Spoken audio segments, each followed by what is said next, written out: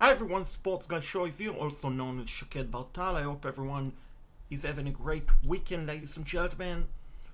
I want to talk tonight about the Charlotte Hornets first half, which we are in the NBA All-Star break. And I thought tonight would be a perfect time to talk about the Charlotte Hornets first half, giving my take, and looking ahead at the crystal ball for the second half of the season. So, Charlotte Hornets at the break, sitting with 13 wins, 39 lost. They have the fourth worst record in the NBA. Team with worse records than the Hornets: Pelicans, New Orleans Pelicans, the Washington Wizards, and the Utah Jazz. Those three teams have slightly worse record than the Charlotte Hornets. However, in my opinion, the Charlotte Hornets are the worst team in the NBA, in part because they lost already twice to the Washington Wizards. Like I stated before, the Hornets' first half record: 13 wins, 39 lost. Big part of the reason why this team is so bad is because of injuries. Very early in the season, couple of games into the regular season, they lost forward Grant Williams to a torn ACL. He's out for the season. About 3 weeks ago, they lost starting shooting guard Brandon Miller to a season-ending hip injury. And in between, starting point guard LaMelo Ball has been in and out of the starting lineup, and a couple of days ago, he went out with an ankle injury. His recovery time to be determined. Also, an additional, if that is not enough, an additional Trey Mann, who's typically coming off the bench, has been very impressive for the Hornets, which they acquired him last year in a trade with the Oklahoma City Thunders. So Trey Mann has been out for a long time with a oblique injury. So the Hornets have to rely on younger players who are getting plenty of minutes, including KJ Simpson and Nick Smith Jr. KJ Simpson he's a rookie drafted out of Colorado. And Nick Smith Jr. is a 1-year NBA player drafted last year out of Arkansas. Also, the Hornets have rely on Josh Green, which they acquired in a trade with the Dallas Mavericks. And on top of that, they have to rely on veterans players such as Ty Gibson and Seth Curry. I wish it was Stephen Curry. If it was Stephen Curry, the Hornets would have had a better record, but it's Seth Curry. And the problem for the Hornets, also Mark Williams, and not being healthy. And as I'm recording this video, ladies and gentlemen, we don't know what the NBA will be ruling. Are they going to agree with the Charlotte Hornets that the Lakers got cold feet, and that is why the trade for Mark Williams going to the Lakers, Dalton Knott, Cameron Rush, and 2 first-round pick going back to Charlotte? Will the NBA agree with the Hornets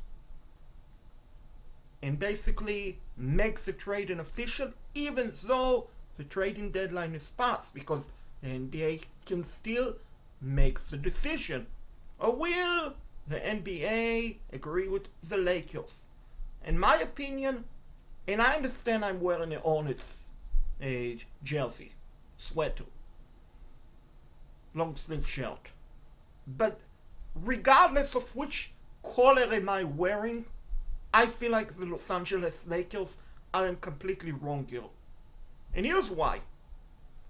The day after the trade was announced, hours after the trade was announced, the Lakers general manager Rob Pelinka stated, quote, "We have looked at Mark Williams' record, medical record. We are comfortable with what we saw going through with the trade." Also, it's been reported, after the Lakers acquired Luka Doncic, 4 days before the trading deadline, Luka Doncic approached the Lakers general manager and management team and tell them, "I want you to trade for Mark Williams. I want a big man, and someone like Mark Williams, I would like to play with him." So we know that the Lakers approached the Hornets about acquiring Mark Williams. It's not the other way around, ladies and gentlemen. So we also know that Mark Williams had history with back problem. It's not a secret. So regarding that portion, I feel like the NBA should rule in the Hornets' favorite. If that is the case, we might see Mark Williams playing for the Lakers. Coincidence or coincidence not, next week, as soon as the NBA resume play, guess who the Charlotte Hornets play against? The Los Angeles Lakers. Drum roll. What will the reaction Mark Williams get? Will Dalton Cannot be a Lakers by then, or will it be a Charlotte Hornets? What about Cameron Rush? What about the 2 first round pick? So much to be decided by the NBA between now and when both teams play against one another. I know it's going to be a late tip-off, 10 o'clock Eastern time. With that said, grab your popcorns, ladies and gentlemen, because it's probably going to be a dramatic night, a dramatic game. So, the Hornets, as I mentioned beginning of the video, sitting with 13 wins. Part of the reason, injuries. And I honestly believe, ladies and gentlemen, if the Charlotte Hornets were healthier, I would predict they would probably have about 20-22 wins right now. And they are not. They only have 13 wins. Now, the silver line out of all of this is, ladies and gentlemen, a very deep and a very good draft. Potentially one of the best in a long time, with very good talent in the first round, in the top of the first round, in the lottery. Now, the reason I'm stating all of that, it's somehow the Charlotte Hornets made the playoff this year, they would have not had a first round pick. Why, you ask, ladies and gentlemen? So I will answer you. A couple of years ago, when the Hornets traded with the New York Knicks for the right to draft Kai Jones, who I could be mistaken, but I don't believe he's in the NBA anymore. Anyway, the Hornets traded away a future first round pick to have another pick on that night to draft Kai Jones. That was a terrible draft night for the Hornets, because on that night they drafted earlier James Bouknight, who is also out of the NBA. So 2 players are out of the NBA. Luckily, every year between the deadline, the draft, and onward, the Hornets made the playoff for like the first 4 years. After the trade was announced, they would have lost the first round pick. Guess what?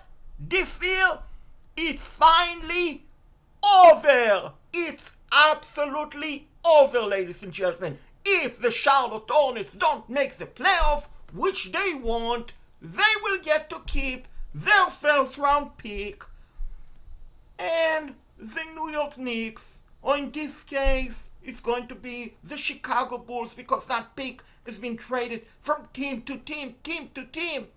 The Chicago Bulls will get 2 second-round picks from the Charlotte Hornets next year and the following year, which, honestly, I rather have the chance to draft Cooper Flag than making the playoff.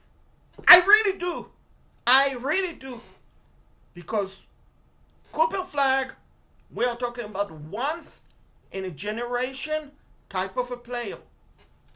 We don't see a player like Cooper Flag, who's 19 years old, who could right now, and he not went to Duke, right now, he could be an NBA All-Star. That is how good his Cooper Flag is. He's once in a generation type of a player. So you rather make the playoff this year, not have a first round pick, or you rather have a chance of drafting Cooper Flag? Honestly, I'd rather have a chance of drafting Cooper Flag. I really do. Now, of course, we know about the lottery. We know about how the NBA lottery works. Some say it's rigged. Others say it's not.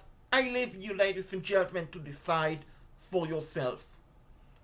But, and this is the most important thing, but, ladies and gentlemen, the question is, what are the Charlotte Hornets going to do to end the season? Are they going to win more than 20 games? In my opinion, absolutely not. Absolutely not. I don't think the Charlotte Hornets will win more than 20 games. I really don't. I look at the schedule, second half, it's very difficult. They won't have Brandon Miller back. They won't have Grant Williams back. They already traded away Cody Martin and Vasila Micic the other couple of days at the trading deadline. Couple of days ago, the trading deadline to the Sun. They have Yusuf Mulic. We don't know what is going to happen with Mark Williams' situation. So in my opinion, the Charlotte Hornets will not win more than 20 games this season. If that is the case, I'm predicting the Charlotte Hornets will finish with, let's say, top 3 worst record in the NBA. I believe the Washington Wizards will catch them. I don't think the Pelicans will have more wins than the Hornets. Neither do the Utah Jazz. But here's the thing to remember.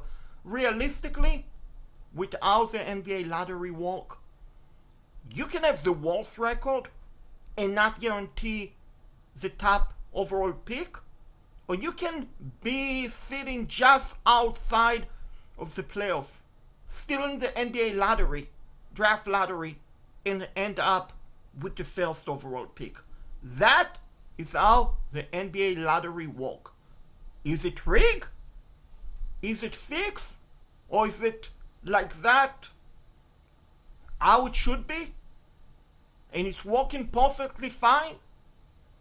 I have my own opinion, but I like to know, ladies and gentlemen, what is your opinion about the NBA draft system?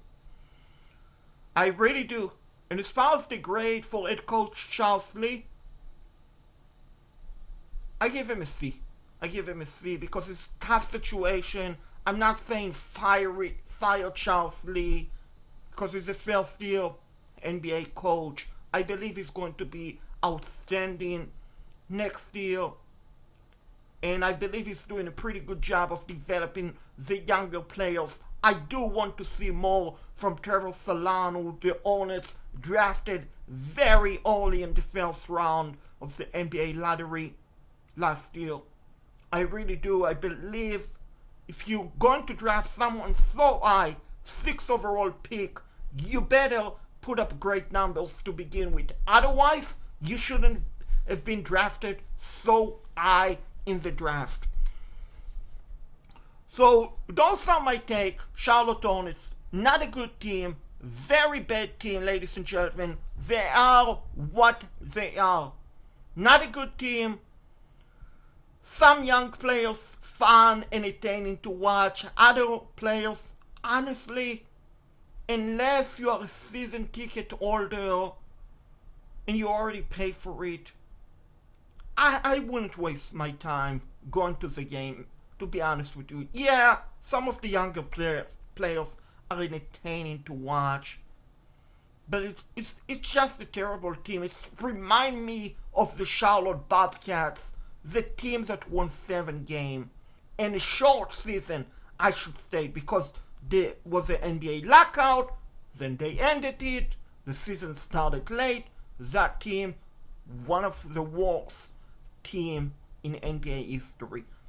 This Charlotte Hornets team, ladies and gentlemen, is approaching that. They are that bad. Hopefully, the cancellation price will be the right to draft Cooper Flag, because if they do get to draft Cooper Flag, the Charlotte Hornets next year will be making the playoff. That is a guarantee.